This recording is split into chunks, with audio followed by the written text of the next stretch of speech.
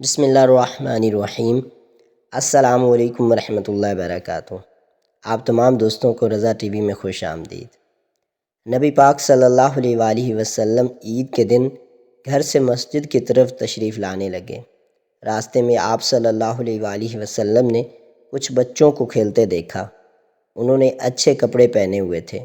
بچوں نے سلام عرض کیا تو آپ نبی پاک صلی اللہ علیہ وآلہ وسلم نے جواب ارشاد فرمایا۔ اس کے بعد آپ آگے تشریف لے گئے تو ایک بچے کو خاموشی کے ساتھ اداس بیٹھے دیکھا۔ آپ صلی اللہ علیہ وآلہ وسلم اس کے قریب رک گئے۔ آپ نے اس بچے سے پوچھا کہ تمہیں کیا ہوا ہے کہ تم اداس اور پریشان نظر آ رہے ہو؟ اس نے رو کر کہا، اے اللہ کے محبوب صلی اللہ علیہ وآلہ وسلم، میں یتیم مدینہ ہوں۔ میرے سر پر باپ کا سایہ نہیں ہے جو میرے لیے کپڑے لا دیتا اور میری امی مجھے نہلا کر کپڑے پہنا دیتی، اس لیے میں یہاں اداس بیٹھا ہوں۔ نبی پاک صلی اللہ علیہ وآلہ وسلم نے اسے فرمایا کہ تم میرے ساتھ آؤ۔ آپ صلی اللہ علیہ وآلہ وسلم اسے لے کر واپس اپنے گھر تشریف لائے اور سیدہ صدیقہ سے فرمایا کہ اس بچے کو نہلا دو۔ چنانچہ اسے نہلا دیا گیا۔ اتنے میں نبی پاک صلی اللہ علیہ وآلہ وسلم نے اپنی چادر کے 2 ٹکڑے کر دیے۔ کپڑے کا ایک ٹکڑا اسے تہمت کی طرح باندھ دیا اور دوسرا اس کے بدن پر لپیٹ دیا گیا۔ پھر اس کے سر پر تیل لگا کر کنگھی کی گئی حتیٰ کہ وہ بچہ تیار ہو گیا اور نبی پاک صلی اللہ علیہ وآلہ وسلم کے ساتھ چلنے لگا۔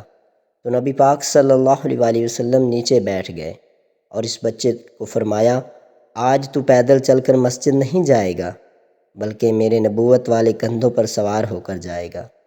نبی پاک صلی اللہ علیہ وآلہ وسلم نے اس بچے کو کاندھوں پر سوار کر لیا اور اس حالت میں اس گلی میں تشریف لائے جس میں بچے کھیل رہے تھے۔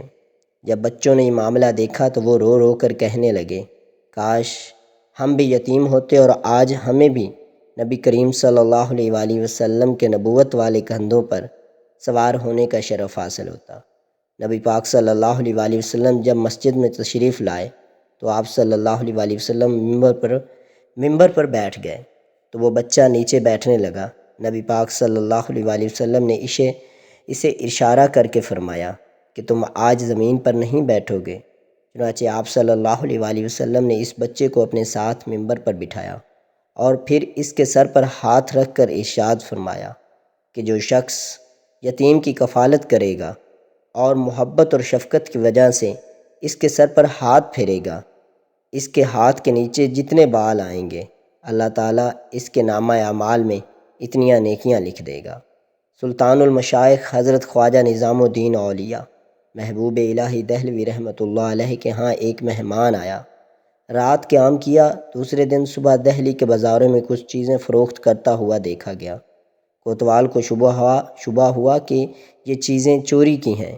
اس نے اس کو گرفتار کر لیا اور پوچھنے پر پتہ چلا کہ رات اس نے حضرت خواجہ نظام الدین کے ہاں قیام کیا تھا۔ کوتوال نے حضرت محبوب الہی کی خدمت میں بھیجا کہ ان چیزوں کی شناخت کرائی جائے۔ حضرت نے چور کو دیکھا اور فرمایا کہ بھائی تم خود ہی بتاؤ کہ چیزیں چوری کی ہیں یا تمہاری؟ چور خاموش رہا اور کوئی جواب نہ دیا۔ آپ نے فرمایا کہ نظام الدین خالی ہاتھ آیا اور خالی ہاتھ ہی جائے گا۔ بھلا وہ ان چیزوں کی شناخت کیا کرے گا جس کو اپنی شناخت سے فرصت نہیں؟ اگر اس نے چوری کی ہے تو خدا اس کو بخش دے، اگر اس نے چوری نہیں کی تو اس کو چھوڑ دیا جائے۔ پولیس افسر نے خیال کیا کہ زیر حراست آدمی بے گناہ ہے، اس کو چھوڑ دیا۔ حضرت محبوب الہی نے چور سے فرمایا کہ بھائی تم ہماری چوری کے الزام میں گرفتار کیے گئے، تمہیں تکلیف ہوئی، مجھے معاف کر دو، ہمارے مہمان ہو، خدا معلوم تم نے ابھی تک کھانا کھایا ہے کہ نہیں؟ آپ نے چور کے لیے کھانا اور پھل منگوا کر کھلایا۔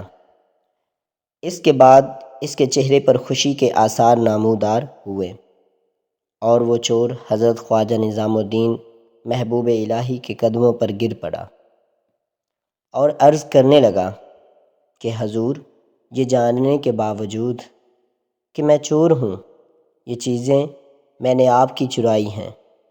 آپ نے میرے قصور کو بغیر میری درخواست کے معاف کر دیا۔ اور میری پردہ پوشی کی، مجھ پر مہربانی فرمائی۔ میں آپ کے حسن سلوک سے بہت متاثر ہوا ہوں۔ آپ مسلمان ہیں اور مسلمانوں کے عظیم روحانی پیشوا ہیں۔ جس مذہب کے پیشوا اتنے اچھے ہوں وہ مذہب کتنا عظیم ہوگا۔ میں اسلام کی صداقت کو تسلیم کرتے ہوئے اسلام قبول کرتا ہوں۔ اس کے بعد حضرت خواجہ نظام الدین اولیاء نے فرمایا، ایسا حسن سلوک میرے مذہب کی ایک ادنیٰ سی مثال ہے۔